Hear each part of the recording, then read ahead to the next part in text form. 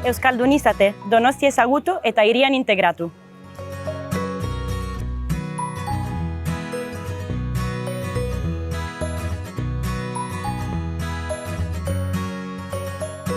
Euskaldun izate eta ezagutza eta proiektuak partekatu.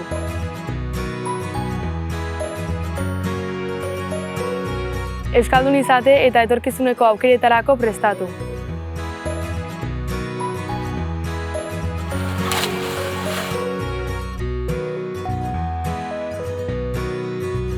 Ni euskara ikasten ari naiz. Eta zuk, euskara ikasi nahi duzu. Euskaldun izate.